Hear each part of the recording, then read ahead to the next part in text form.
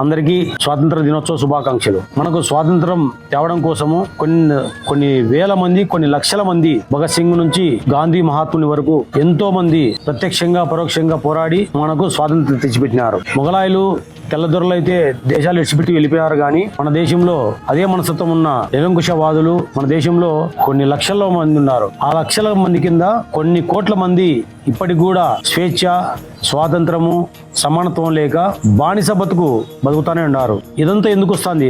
ఈ బానిస బతుకు ఎందుకు వస్తుంది? పిరికితనం వల్ల. ఎక్కడైనా సమస్య ఉన్నప్పుడు ఇది నాకెందుకులే అనుకుంటే, అలాగే సంఘ సంస్కృతులు కూడా, స్వాతంత్ర సమరయోధులు కూడా నాకెందుకులే అనుకోని ఉంటే ఈ వద్దు మనకు స్వాతంత్రం వచ్చిండేది కాదు, మనం ఎంతో కొంత స్వేచ్ఛగా బతికేటోళ్ళం కూడా కాదు. ఇప్పటికి కూడా పూర్తిగా స్వేచ్ఛ రాలే. ఎన్నో దేశాలు మనకంటే, మన తర్వాత స్వాతంత్రం వచ్చిన దేశాలు, ఎన్నో దేశాలు అభివృద్ధి పథంలో పయనిస్తా ఉన్నాయి. అయితే మన దేశం మాత్రం దానికి భిన్నంగా వ్యవహరిస్తా ఉంది. మనుషులకు ఎక్కడ సమానత్వం లేదు, న్యాయం లేదు, నీతి లేదు, స్వేచ్ఛ లేదు, మాట్లాడే స్వేచ్ఛ లేదు, స్వేచ్ఛగా ఓటేసుకునే హక్కు కూడా లేదు. అలాంటి పరిస్థితి ఉంది మన దేశంలో.